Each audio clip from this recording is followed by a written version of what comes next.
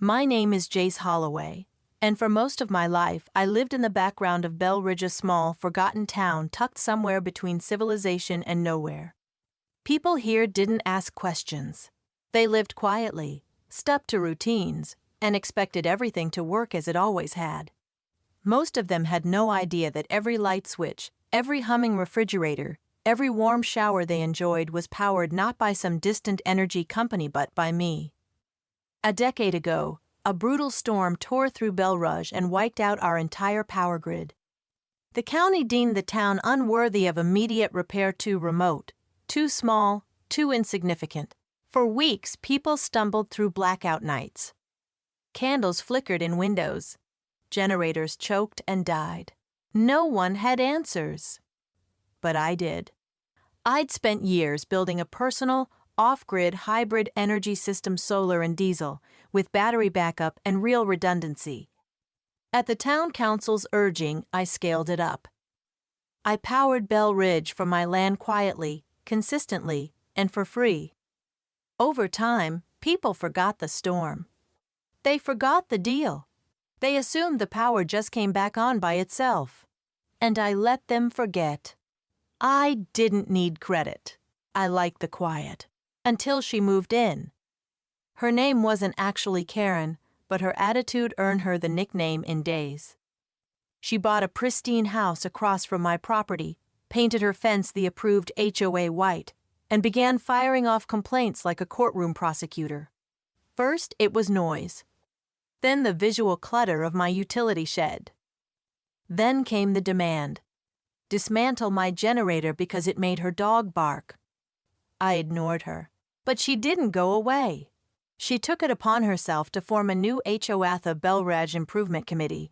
Her friends were retired busybodies and wannabe politicians who longed for control. Together, they passed unofficial rules, distributed flyers, and created an air of authority so strong that most people just went along with it. Then she called the police. 2 cruisers showed up one morning. Officers politely asked about unauthorized power equipment.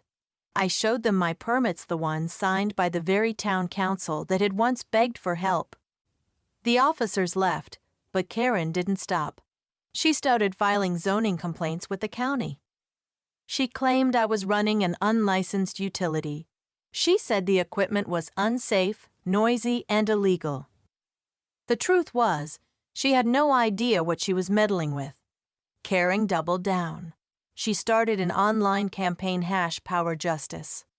She told stories of flickering lights, of headaches and sleepless nights. She made videos of herself walking past my land with a Geiger counter, as if I were running a nuclear reactor instead of a solar array. Her following grew. Locals who didn't know better believed her. And yet every single one of them continued using the power I supplied. I knew I had to act.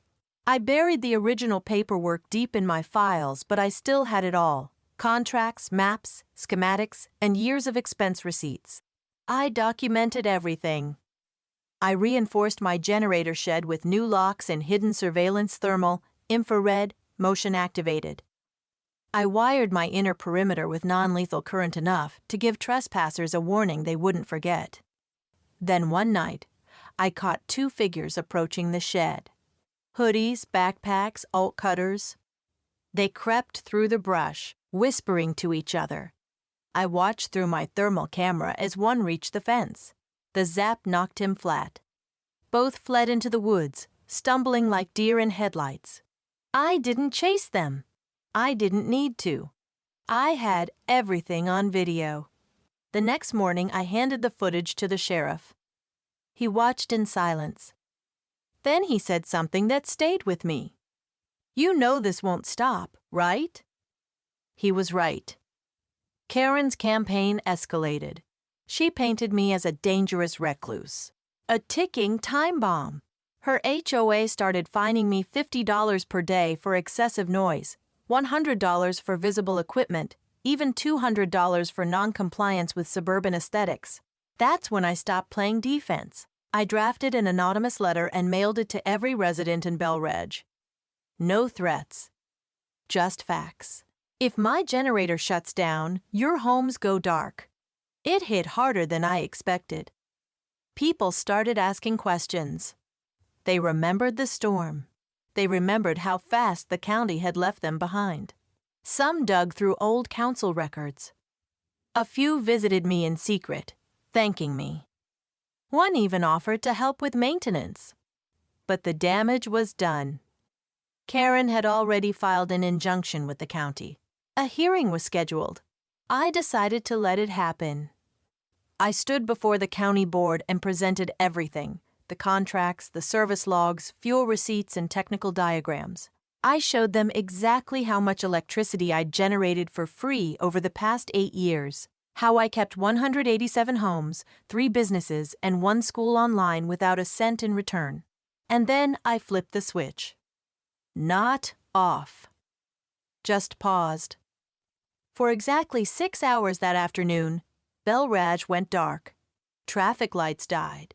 Stores shut down. Seniors called emergency services when their oxygen machines failed. Parents panicked. And somewhere, I imagine, Karen lit a candle and cursed the very man who had powered her HVAC all these years. That night, my phone rang off the hook. Apologies. Please. Offers to pay for the power.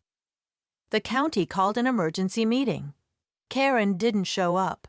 The board revoked her injunction.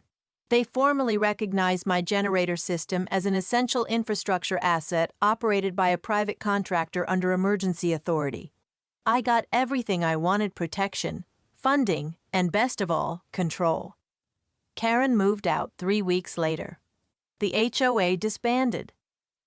I still don't have a sign outside my property. There's no official building, no employees, no invoices. Just me, a bank of batteries, and a system I trust more than any politician or utility company. Sometimes, late at night, I sit on my porch and look at the blinking lights across the valley. They're soft, faint, ordinary, and every one of them is mine.